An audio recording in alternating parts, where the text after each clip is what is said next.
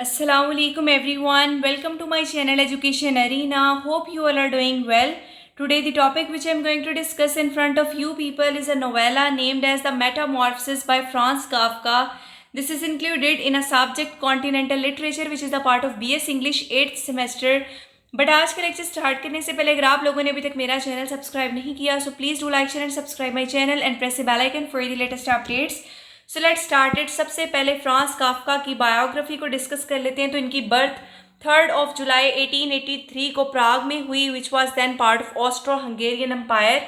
इनका ताल्लुक एक मिडिल क्लास ज्यूइश फैमिली से था. इन्होंने चार्ल्स यूनिवर्सिटी से लॉ स्टडी किया और 1906 में डॉक्टरेट जो है वो अर्न किया. ये एक हाईएस्ट लेवल है एकेडमिक क्वालिफिकेशन का जो आप यूनिवर्सिटी से हासिल करते हैं. ये डेमोन्स्ट्रेट करता है जो ट्रू मास्टरी है किसी स्पेसिफिक सब्जेक्ट की, और होल्डर जो है इस डिग्री का उसको क्वालिफाई करता है कि वो यूनिवर्सिटी लेवल पे पढ़ा सके या किसी स्पेशलाइज प्रोफेशनल फील्ड्स में वो काम कर सके. उसके बाद क्या है कि इन्होंने इंश्योरेंस ऑफिस में भी काम किया, लेकिन ये अपनी ऑफिस लाइफ से जो है वो अनहैप्पी थे और इन्होंने राइटिंग को प्रेफर किया. और काफ्का जो है वो जर्मन लैंग्वेज में लिखा करते थे. इनके वर्क्स में जो मेजर थीम्स हैं उनमें एलियनेशन है, एंजाइटी है, गिल्ट है और आइसोलेशन है, और उसके साथ साथ एब्सर्डिटी ऑफ मॉडर्न लाइफ भी शामिल है. इनके फेमस वर्क्स में द मेटामॉर्फोसिस है, द ट्रायल है, द कैसल है. नेक्स्ट चलते हैं. फ्रांस काफ्का जो है उन्होंने ट्यूबरक्यूलोसिस से सफ़र किया काफ़ी सालों तक और 3 जून 1924 को 40 की एज में उनकी डेथ हुई. अपनी डेथ से पहले काफ्का ने अपने फ्रेंड जो है मैक्स ब्रॉड उसको कहा कि जो मैन्युस्क्रिप्ट्स हैं उनको डिस्ट्रॉय कर दे, लेकिन उसने ऐसा करने से रिफ्यूज़ किया और इनको पब्लिश करवा दिया. आज जो ग्रेटेस्ट मॉडर्निस्ट राइटर्स हैं वर्ल्ड लिटरेचर के अंदर काफ्का उनमें से एक कंसीडर किए जाते हैं. इस नोवेला के की पॉइंट्स की तरफ चलते हैं. तो टाइटल है द मेटामॉर्फोसिस, इसका ऑथर है फ्रांस काफ्का. यॉनरा की तरफ चलें तो ये एक नोवेला है मॉडर्निस्ट फिक्शन और एग्जिस्टेंशियल लिटरेचर. पब्लिश्ड हुआ था 1915 में. ओरिजिनल लैंग्वेज जर्मन, बाद में इसको इंग्लिश में ट्रांसलेट किया गया था. सेटिंग देखें तो एक मिडिल क्लास फैमिली अपार्टमेंट प्राग में. उसके बाद मेन कैरेक्टर ग्रेगर सैम्सा है और नोवेला को 3 पार्ट्स के अंदर जो है वो डिवाइड किया गया है.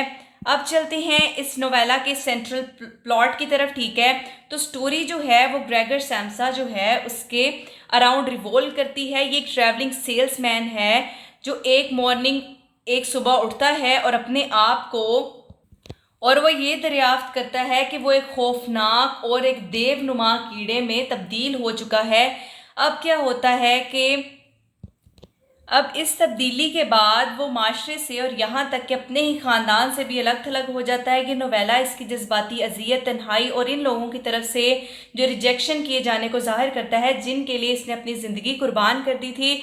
अब इस नोवेला का इंट्रोडक्शन और समरी डिस्कस करने से पहले हम इसके जो मेजर कैरेक्टर्स हैं उनको डिस्कस करते हैं ताकि नोवेला को समझना जो है हमारे लिए आसान हो जाए. इसके मेन कैरेक्टर्स में सबसे फर्स्ट जो कैरेक्टर है वो है ग्रेगर सैम्सा. ये जो है ये एक ट्रैवलिंग सेल्समैन है, एक मेहनती सेल्समैन है जो एक कीड़े में तब्दील हो जाता है, शदीद तन्हाई का शिकार होता है.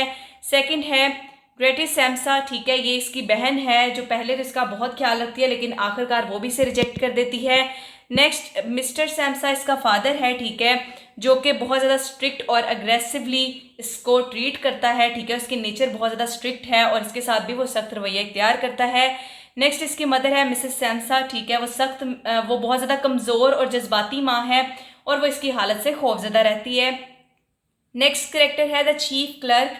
चीफ क्लर्क जो है ये दफ्तर का नुमाइंदा जो मशर्ती और पेशा वराना दबाव की अलामत है.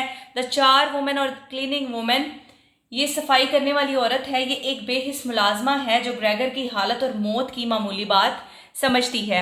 नेक्स्ट चलते हैं इस नोवेला के इंट्रोडक्शन की तरफ. ठीक है, अब मेटामॉर्फोसिस क्या होता है सबसे पहले हम इसको डिस्कस कर लेते हैं. मेटामॉर्फोसिस का मतलब होता है complete change in form, appearance, character और नेचर. सिंपल डेफिनेशन देखें तो एक प्रोसेस है जिसके थ्रू कोई पर्सन, कोई एनिमल या कोई भी चीज़ जो है वो ट्रांसफॉर्मेशन के अंदर गुजरती है. ठीक है, या वो ट्रांसफॉर्म होती है. लिटरेरी डेफिनेशन में देखें तो मेटामॉर्फोसिस को सिंबॉलिकली यूज़ किया जाता है अगर किसी इंसान की जो शनाख्त है, उसकी जो पर्सनालिटी है, उसका जो सोशल स्टेटस है और उसकी जो साइकोलॉजिकल कंडीशन है उसमें एक चेंज आ जाए तो उसको सिंबॉलिकली रिप्रेजेंट करने के लिए इसको यूज़ किया जाता है. अब हम इंट्रोडक्शन की तरफ चलते हैं. The metamorphosis is one of the most famous modernist novellas of 20th century. जो मेटामॉर्फोसिस है ये 20वीं सदी के जो मॉडर्निस्ट नोवेलास हैं उनमें से एक है। It tells the tragic and deeply symbolic story of Gregor Samsa. ये ग्रेगर सैम्सा की अलगनाक और गहरी अलामती कहानी बयान करता है, जो एक सुबह जाग कर दरियाफ्त करता है कि वो एक देव नुमा कीड़े नुमा मखलूक में तब्दील हो चुका है।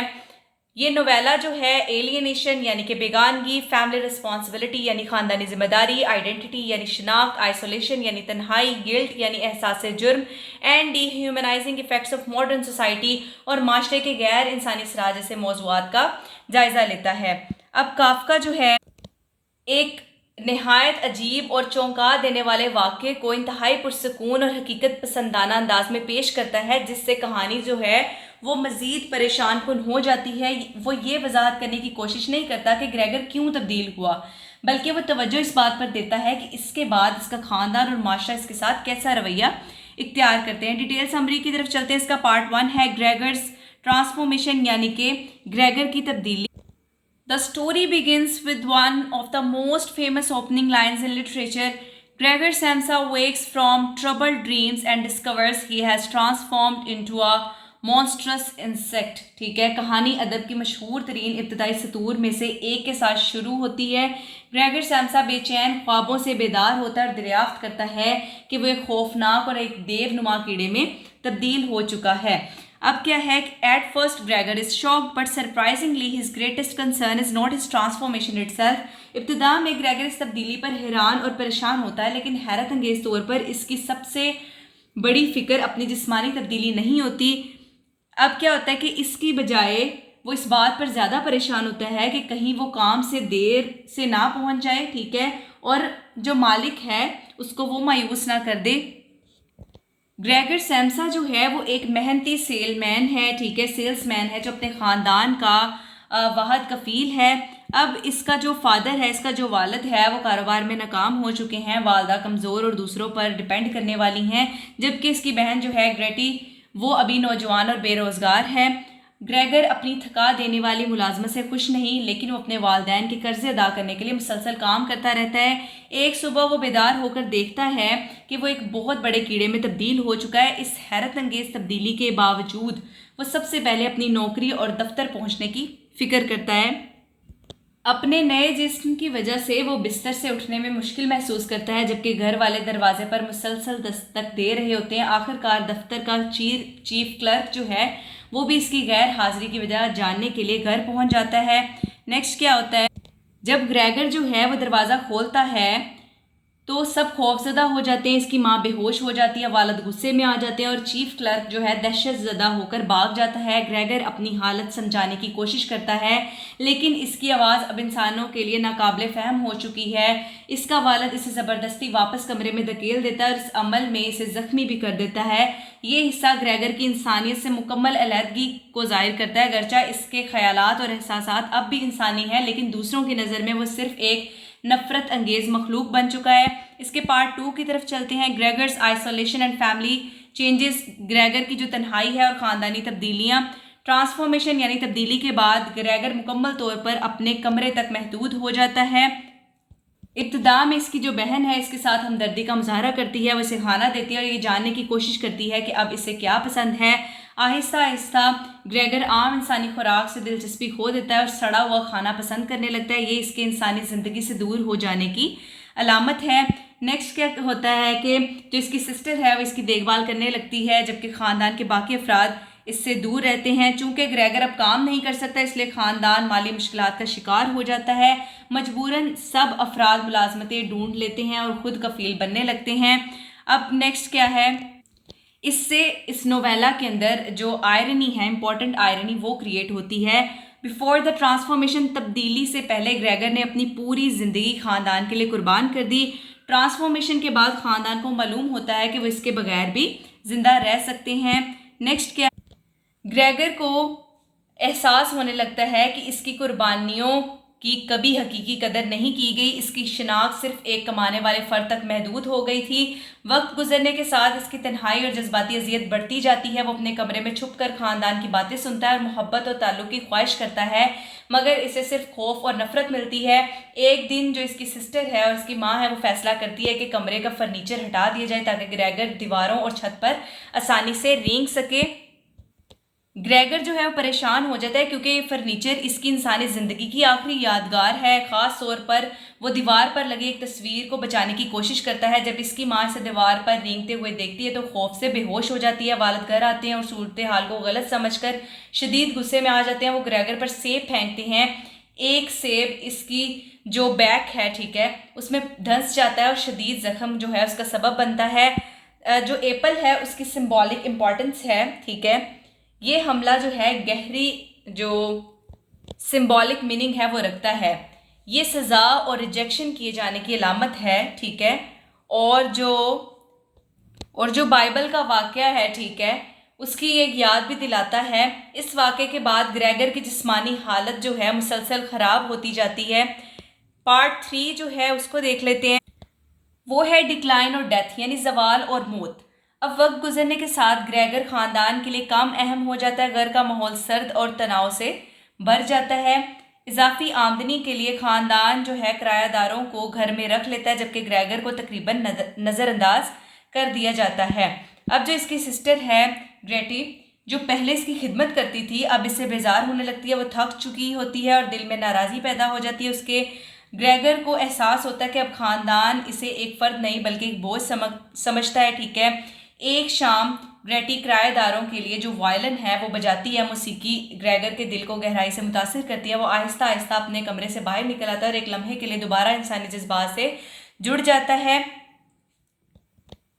लेकिन क्या होता है कि जो किरायादार हैं वो इसे देखकर नफरत का इजहार करते हैं। इस वाक़े के बाद ग्रेटी ऐलान करती है कि ये मखलूक अब इसका भाई नहीं रही। वो कहती है कि अगर ख़ानदान को सुकून से ज़िंदा रहना है तो इसे इससे निजात हासिल करनी होगी।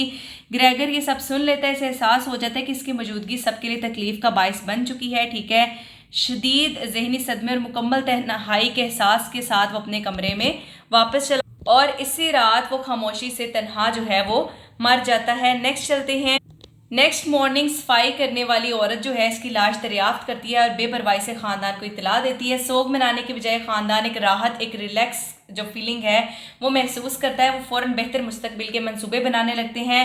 नोवेला के इख्तिताम पर ख़ानदान जो है वो शहर से बाहर ट्रैम में सैर के लिए जाता है। वो एक छोटे घर में मुंतकिल होने और ग्रेटी की शादी के इम्कानात पर खुशी से गुफ्तगू करते हैं, ठीक है। आखिरकार